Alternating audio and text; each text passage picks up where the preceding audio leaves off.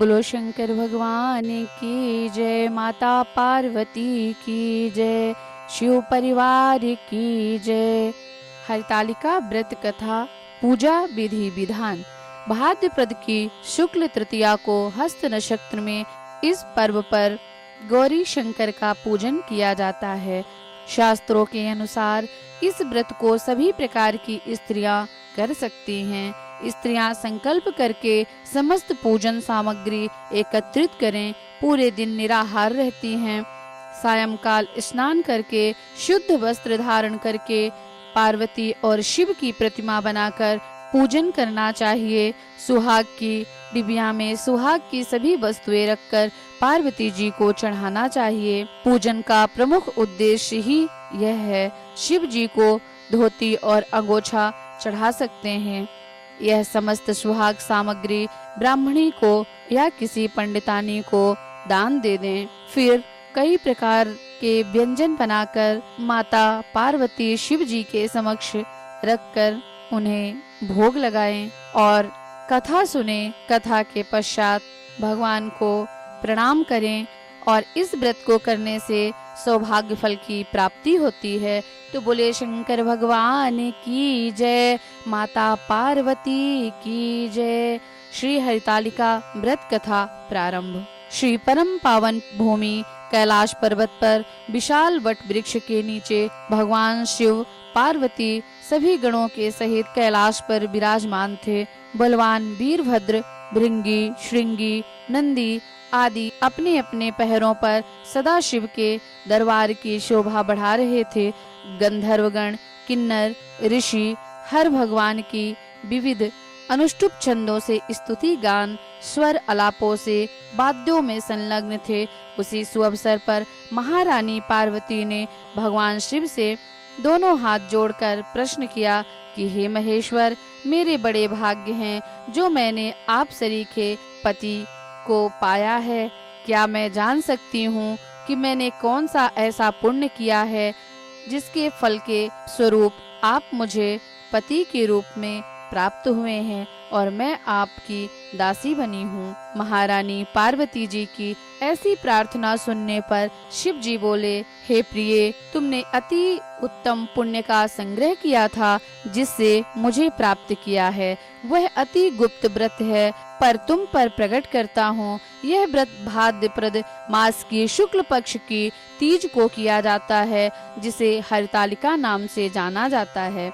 जैसे तारा गणों में चंद्रमा, नवग्रहों में सूर्य, वर्णों में ब्राह्मण, देवताओं में गंगा, पुराणों में महाभारत, वेदों में सोमवेद, इंद्रियों में मन, वैसे सब व्रतों में यह व्रत सर्वश्रेष्ठ है। जो हरतालिका तीज हस्त नक्षत्र युक्त पड़े वह और भी महान पुण्यदायक होती है। ऐसा सुनकर पार्वती जी ने कहा, हे महेश्वर, मैंने कब और कैसे यह तीजा व्रत किया था, विस्तार के साथ श्रवण करने की इच्छा है।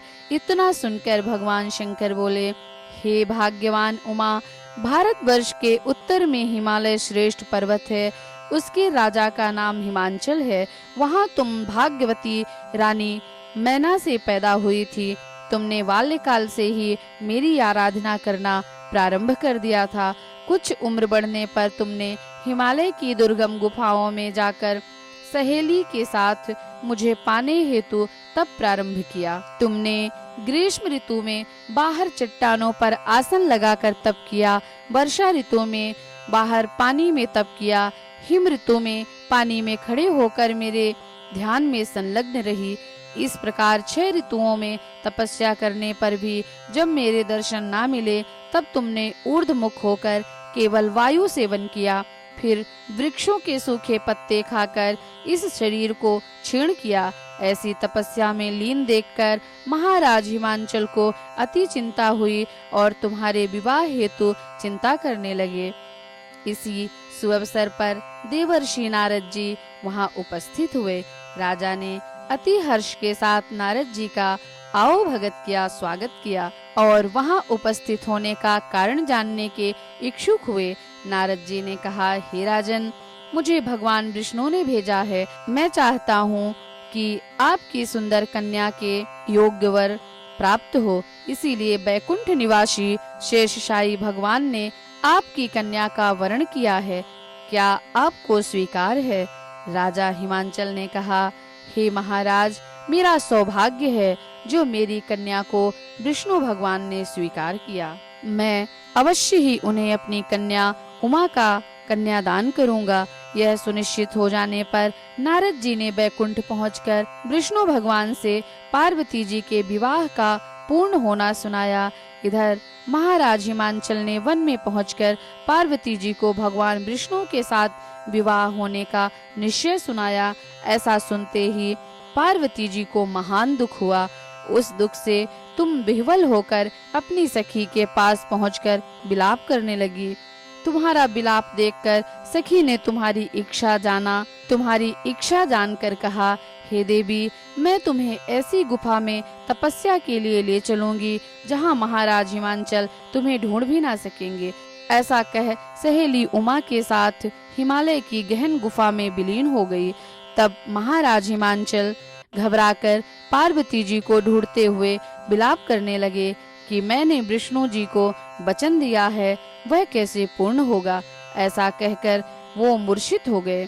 तब सभी पुरवासियों को साथ लेकर ढूंढने को महाराज ने पदार्पण किया, ऐसी चिंता करके कि क्या मेरी कन्या को कोई व्याघ्र खा गया या किसी सर्प ने डस लिया या कोई राक्षस हर कर ले गया। उस समय तुम अपनी सहेली के साथ ही गहन गुफा में पहुंचकर बिना जल अन्न के मेरे व्रत को आरंभ करके नदी की बालू का शिवलिंग स्थापित किया। विधि विधान के साथ नदी की बालू का लिंग स्थापित कर विविध वन पुष्प फलों से पूजन करने लगी।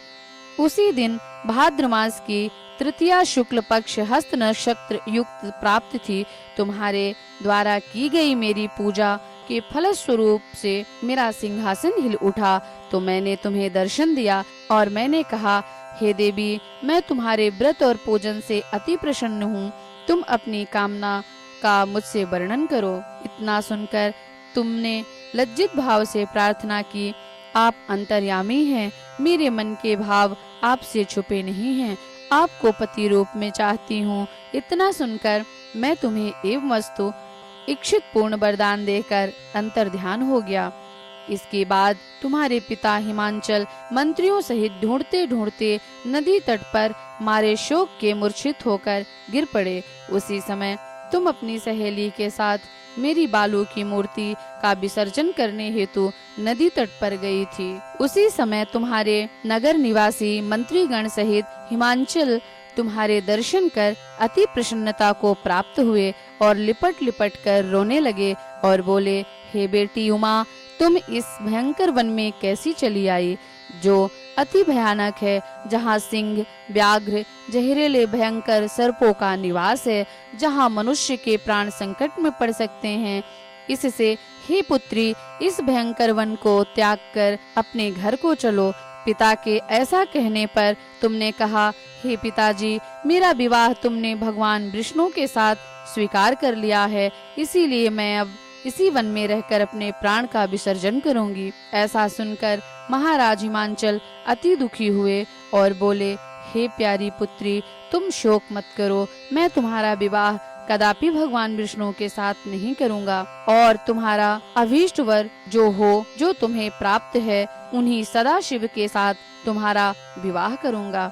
और कहा, पुत्री, तुम मुझ पर अति प्रसन्न हो। और तब तुम सहेलियों के साथ नगर में उपस्थित हो अपनी माता एवं सहेलियों से मिली।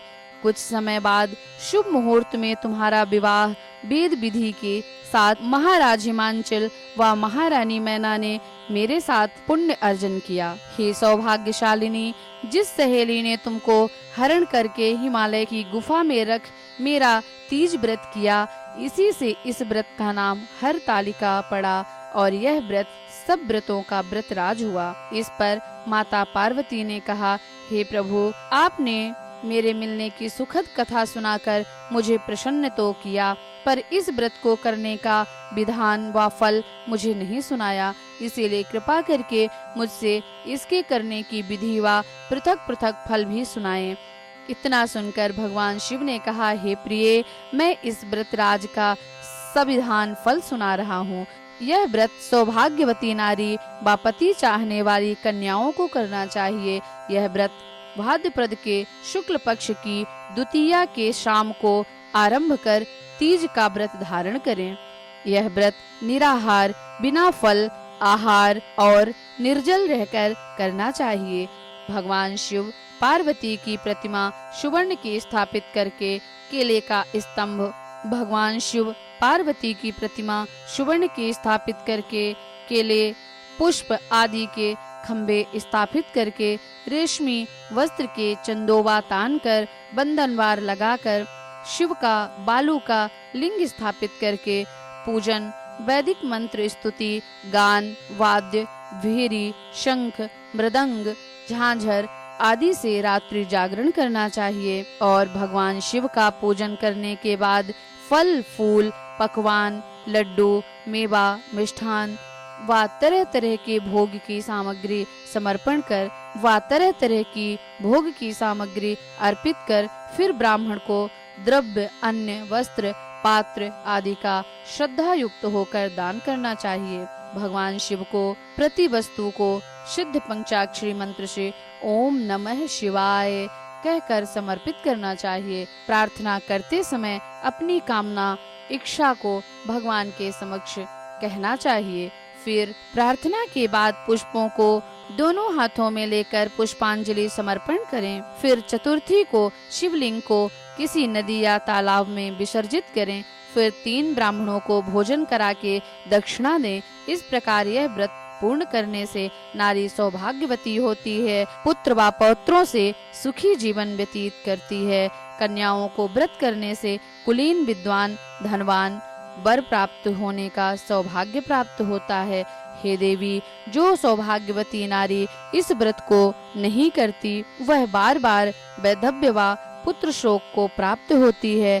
जो नारी तृतीया के दिन व्रत रखकर चोरी से अन्न खाती है वह शूकरी का जन्म पाती है। जो फल खाती है वह बंदरिया की योनि प्राप्त करती है। जो जल पीती है वह जोंक का जन्म लेती है और जो दूध पीती है वह सर्पणी का जन्म पाती है। जो नारी मांस खाती है वह बाघिनी होती है। जो दही खाती है वह बिल्ली का जन्म पाती है। जो मिठाई खाती है वह चींटी के जन्म को धारण करती है।